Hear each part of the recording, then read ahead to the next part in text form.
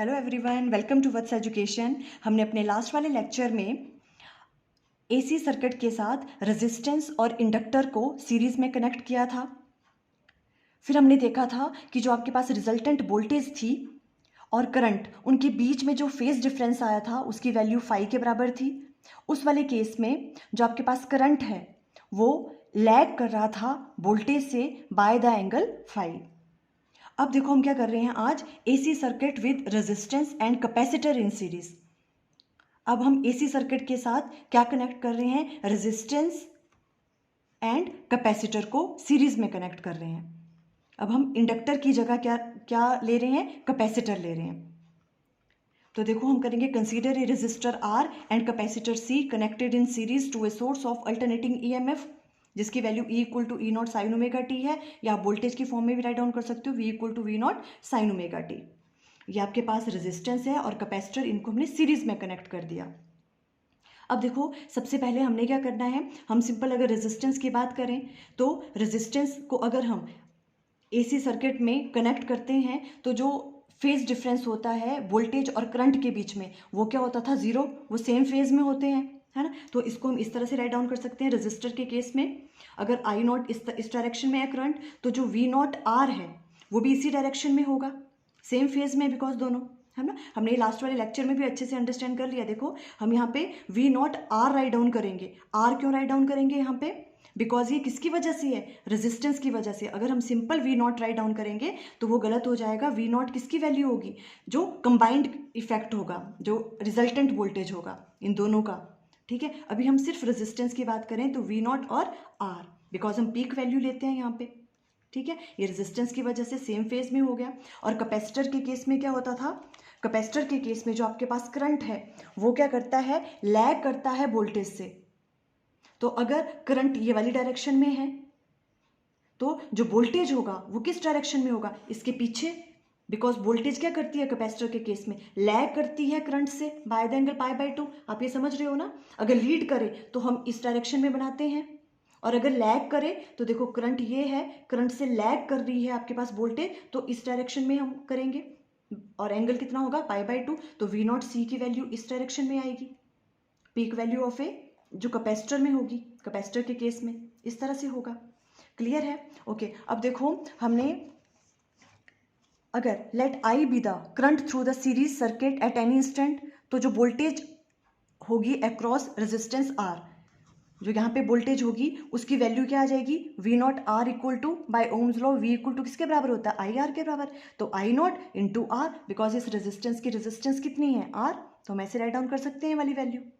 और voltage across capacitor अगर हमें फाइंड आउट करना है, मीन्स वी नॉट सी की वैल्यू हमें फाइंड आउट करनी है, तो आई नॉट इंटू जो इसकी रेजिस्टेंस है, इसकी रेजिस्टेंस क्या होती थी, हम क्या कहते थे उसको, कैपेसिटिव रिएक्टेंस, एक्स सी से डिनोट करते हैं इसको हम, है ना। जो कैपेसिटर क्या करता है, कितनी रेजिस्टेंस ऑफर करता है एसी के लिए, उसे हम क्या कहते थे, कैपेसिटिव रिएक्टेंस, और उसे हम डिनोट करते हैं एक्स सी से।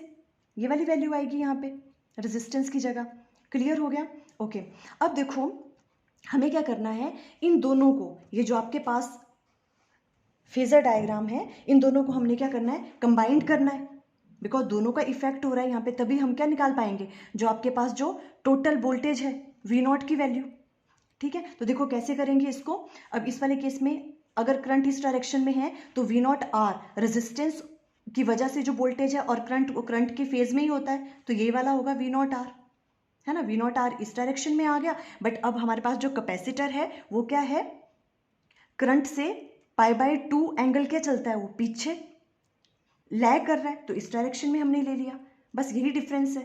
तो यहाँ पे वी नॉट सी इस डायरेक्शन में आएगा, करंट के पीछे करंट हमने ये ले लिया, और ये वी नॉट सी की वैल्यू ले ली, है ना। ये कंबाइंड बन गया इनका, जब ये दोनों सीरीज में थे।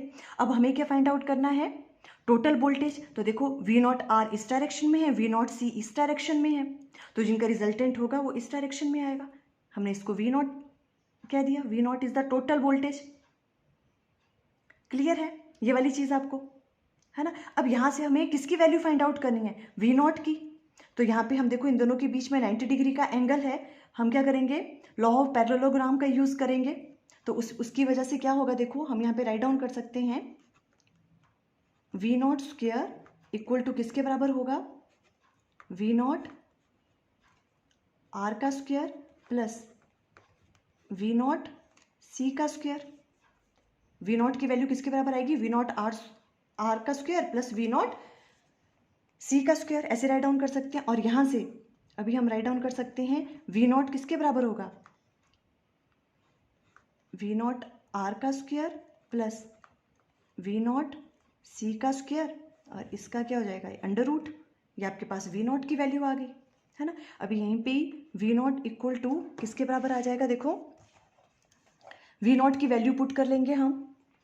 तो वी नॉट की वैल्यू हमने कहा आई नॉट आर, तो यहाँ पे क्या आ जाएगा, आई नॉट स्क्वायर आर स्क्वायर, ठीक है, प्लस और वी नॉट सी की वैल्यू क्या थी, I naught X C, I naught square X C का स्क्वायर, और इसका अंडर रूट। ये आपके पास किसकी वैल्यू आ गई, वी नॉट की वैल्यू आ गई। क्लियर है, ओके।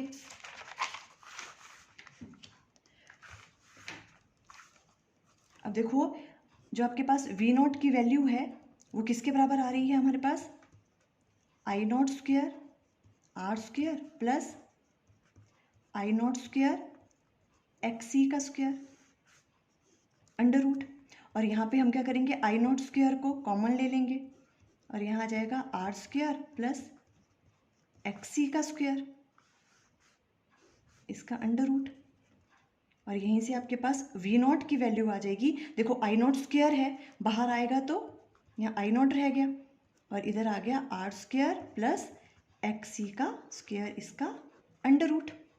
क्लियर है यहाँ तक, ठीक है। अब हमने क्या कहा, अगर वी नॉट इक्वल टू किसके बराबर होता है, आई आर, तो ये भी किस तरह से बिहेव करेगा, रेजिस्टेंस की तरह, सेम जैसा हमने लास्ट वाले लेक्चर में कहा था, है ना। तो इसको हम राइट डाउन करते हैं, देखो यहाँ पे आई नॉट, इस वाली वैल्यू को हम राइट डाउन करते हैं जेड से, और इसे हम क्या कहते हैं, इम्पीडेंस, ठीक है। Where Z equal to, Z की वैल्यू क्या आई आपके पास, R square plus X C square का अंडर रूट इज कॉल्ड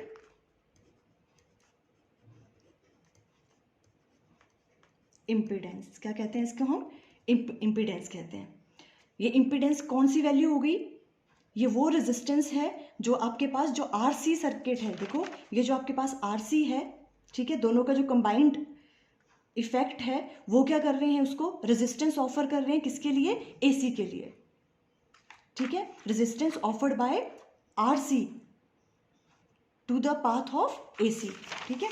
तो ये हो गया इम्पीडेंस की वैल्यू आपके पास। और इसी वाली वैल्यू को देखो आप कैसे राइट डाउन कर सकते हो, अगर हम यहाँ से जेड स्क्वायर की वैल्यू फाइंड आउट करें तो किसके बराबर आ गई, are square plus X C का स्क्वायर, ऐसे राइट डाउन कर सकते हैं हम, है ना। इसी से देखो हम ये वाली ट्राइंगल ड्रॉ करेंगे, ये वाली जो है, ठीक है। यहाँ पर देखो अगर हम इस डायरेक्शन में देखो, अगर हम यहाँ पे क्या क्या राइट डाउन करें, एक्स सी, और ये हो गया रेजिस्टेंस की वजह से आर, और ये क्या हो गया आपके पास, इम्पीडेंस टोटल जेड, और ये वाला एंगल कौन सा है, फाई, है ना। अभी यहाँ से अगर हम देखें तो जेड स्क्वायर, देखो यहाँ पे क्या था, V naught square equal to V naught R square plus V naught C square. अगर यहाँ से देखें तो जेड स्क्वायर इक्वल टू किसके बराबर है, देखो Z square equal to R square plus X C square, same, है ना। यहाँ से हम ये वाली ट्राइंगल भी ड्रॉ कर सकते हैं जिसे हम इम्पीडेंस ट्राइंगल कहते हैं। क्लियर है, ओके।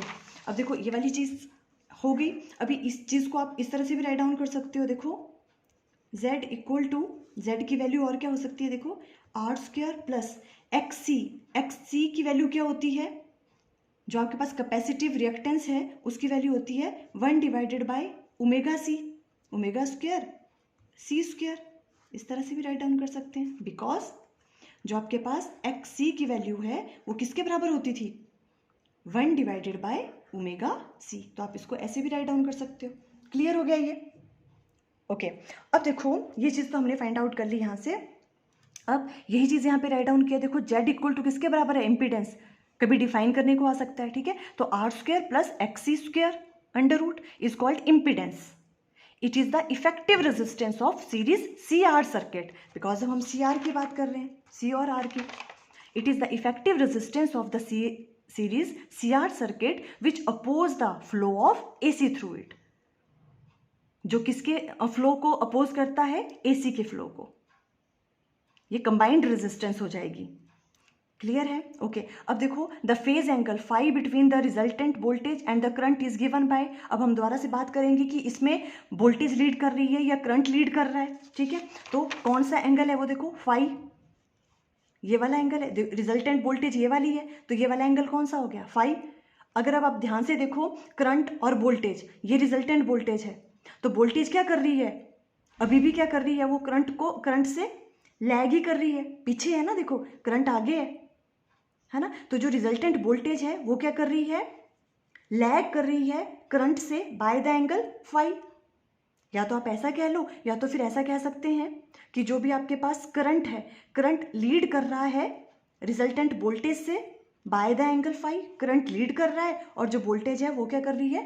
लैग कर रही है. क्लियर है ये वाली चीज़, है ना. और tan फाई, देखो अभी हमें फाई की वैल्यू फाइंड आउट करनी है. अगर ये फाई की वैल्यू फाइंड आउट करनी है तो दोबारा वही वाली बात, अगर हम इसको क्या कर दें, देखो यहाँ पे इस तरह से कंबाइन कर लें, तो जो ये वाली वैल्यू है ये वी नॉट सी है, तो ये भी क्या हो जाएगी? V naught C. और ये वाली क्या है? V naught R. तो यहाँ से अब tan फाई की वैल्यू निकालेंगे. tan फाई क्या होता है?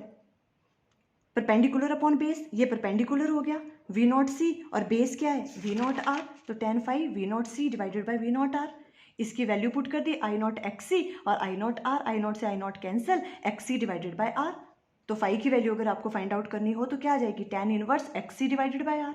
और एक्स सी की वैल्यू अगर आपको राइट डाउन करनी है तो 1 बाय ओमेगा सी होता है डिवाइडेड बाय आर. आप ऐसे भी राइट डाउन कर सकते हो. तो हम फाइंड आउट कर सकते हैं कितने जो आपके पास फेज एंगल है वो कितना डिफरेंस है दोनों के बीच में, वोल्टेज और करंट के बीच में. इस तरह से फाई की वैल्यू निकल जाएगी. क्लियर हो गया आपको सब कुछ, है ना. अब देखो इसमें ये नोट करने वाली बात है, क्या है? It is clear from the phasor diagram the current is ahead of voltage by phase phi. जो आपके पास करंट है वो जो रिजल्टेंट वोल्टेज है उससे क्या है? अहेड है, मीन्स आगे है ना. करंट जो आपके पास करंट है वो वोल्टेज से कितना है? आगे है. कितना एंगल? फाई. तो करंट की वैल्यू क्या आ जाएगी? I equal to I naught sine omega T plus phi. Because current क्या कर रहा है? अब लीड कर रहा है by the angle. Current lead कर रहा है वोल्टेज से आगे है क्योंकि बाय द एंगल फाई. तो आप ऐसे राइट डाउन कर सकते हो. क्लियर. तो देखो आज हमने कैलकुलेट किया, अगर हम एसी सर्किट को में के साथ कनेक्ट कर दें रेजिस्टेंस एंड कैपेसिटर सीरीज में, अगर हम कनेक्ट कर दें तो हमने क्या देखा? जो भी रिजल्टेंट वोल्टेज है, जो रिजल्टेंट वोल्टेज है वो करंट से क्या करती है? लैग करती है by the angle phi. I think आपको क्लियर हो गया. Okay, thank you.